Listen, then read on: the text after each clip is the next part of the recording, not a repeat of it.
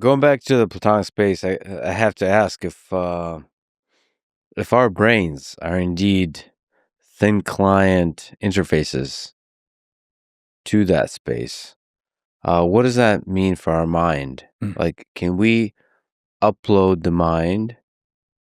Can we copy it? Can we ship it over to other planets? Like, what does that mean for exactly where the mind is stored? Yeah. Couple of things. So we are now beyond anything that I can say with any certainty. This is total conjecture. Okay, so because we don't know yet. The whole point of this is we actually don't really understand very well the relationship between the interface and the thing. And the thing you're currently working on is to map this space. Correct. And we are beginning to map it, but this is a massive effort. So a couple of conjectures here. One is that I strongly suspect that the majority of what we think of as the mind is the pattern in that space. Okay. And one of the interesting predictions from that model, which is not a prediction of modern neuroscience, is that there should be cases where there's very minimal brain and yet normal IQ function. This has been seen clinically. Karina Kaufman and I reviewed this in a paper recently, a bunch of cases of humans where there's very little brain tissue and they have normal or sometimes above normal intelligence. Now, things are not simple because that obviously doesn't happen all the time, right? Most of the time that doesn't happen. So what's going on? We don't understand, but it is a very curious thing that is not a prediction of. I'm not saying it can't, you can take modern neuroscience and sort of bend it into a pretzel to accommodate it. You can say, well, there are these, kind of redundancies and things like this, right? So you can accommodate it, but it doesn't predict this. So there are these incredibly curious cases. Now, do I think you can copy it? No, I don't think you can, because what you're going to be copying is the interface, the front end, the brain, or the whatever. The action is actually the pattern in the Platonic space. You're going to be able to copy that? I doubt it. But what you could do is produce another interface through which that particular pattern is going to come through. I think that's probably possible. I can't say anything about at this point about what that would take, but my guess is that that's possible. Is your guess, your gut, is that process, if possible, is different than copying? Like, it looks more like creating a new thing versus copying. For the interface. So if you could, so here's my prediction for Star Trek Transporter. For whatever reason, right now, your brain and body are very attuned and attractive to a particular pattern, which is your set of psychological propensities. If we could rebuild that exact same thing somewhere else, I don't see any reason why that same pattern wouldn't come through it the same way it comes through this one. That would be a guess, So I think what you will be copying is the physical interface and hoping to maintain whatever it is about that interface that was appropriate for that pattern. We don't really know what that is at this point. So when we've been talking about mind, in this particular case, it's the most important to me because I'm a human. Does self come along with that? The feeling like this mind belongs to me? Yeah. Does that come along with all minds? The subjective, not the subjective experience. The subjective experience is important too, consciousness, but like the ownership. I suspect so, and I think so because of the way we come into being. So one of the things that I should be working on is this paper called "Booting Up the Agent," and it talks about the very earliest steps of becoming a being in this world. Kind of like you can do this for a computer, right? And before you switch the power on, it belongs to the domain of physics, right? It obeys the laws of physics. You switch the power on, some number of nanoseconds, microseconds, I don't know, later, you have a thing that, oh, look, it's taking instructions off the stack and doing them, right? So now it's executing an algorithm. How did you get from physics to executing an algorithm? Like what was happening during the boot up exactly before it starts to run code or whatever, right? And so we can ask that same question in biology.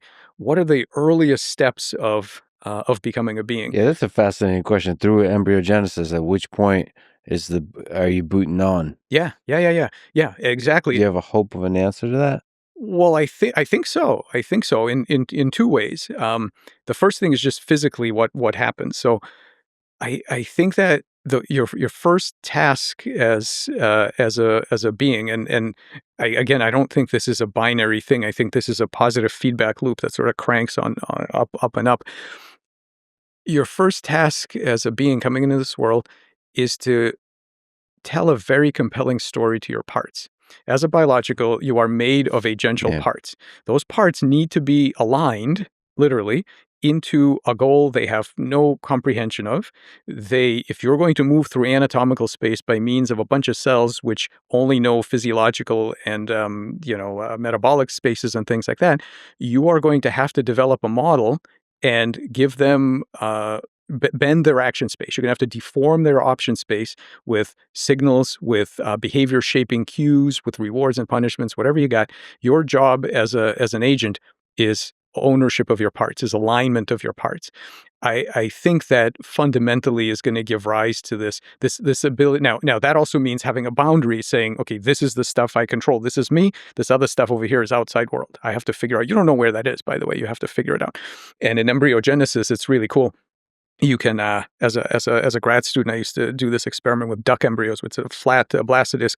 You can take a needle and put some scratches into it, and every island you make for a while until they heal up thinks it's the only embryo. There's nothing else around, so it becomes an embryo. And eventually, you get twins and triplets and quadruplets and things like that. But each one of them at the border, they're joined. Well, where do I end and where does he begin? You have to know what your borders are. So that action of aligning your parts and coming to be this I'm even going to say this emergence. We just don't have a good vocabulary for it. This emergence of a model that aligns all the parts is really critical to keep that thing going. There's something else that's really interesting, and I was thinking about this in the context of this question of like these beautiful kind of ideas, that. There's this amazing thing that we found, and this is largely the work of Federico Pigozzi in my group. So a couple of years ago, we saw that networks of chemicals can learn. They have 5 or 6 different kinds of learning that they can do. And so what I asked them to do was to calculate the causal emergence of those networks while they're learning. And what I mean by that is this. If you're a rat and you learn to press a lever and get a reward, there's no individual cell that had both experiences. The cells at your paw had touched the lever. The cells in your gut got the delicious reward. No individual cell has that both experiences. Who owns that associative memory? Well, the rat. So that means you have to be integrated, right? If you're going to learn associative memories from different parts, you have to be an integrated agent that can do that. And so we can measure that now with metrics of causal emergence like phi and things like that. So we know that in order to learn, you have to have significant phi. But I wanted to ask the opposite question. What does learning do for your phi level? Does it do anything for your degree of being an agent that is more than the sum of its parts? So we trained the networks, and sure enough, some of them, not all of them, but some of them, as you train them, their phi goes up. Okay? And so basically what we were able to find is that there is this positive feedback loop between every time you learn something, you Yeah. become more of an integrated agent. And every time you do that, it becomes easier to learn. Yeah. And so it's a virtuous cycle. It's a virtuous cycle. It's an asymmetry that points upwards for agency and intelligence. And now back to our Platonic space stuff. Where does that come from?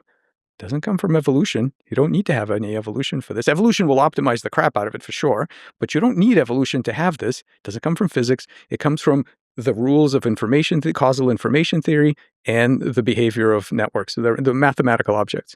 This is not anything that was given to you by physics or by a history of selection. It's a free gift from math, and those two free gifts from math lock together into a spiral that I think causes simultaneously a rise in intelligence and a rise in collective agency. And I think that's just, that's been, just amazing to think about.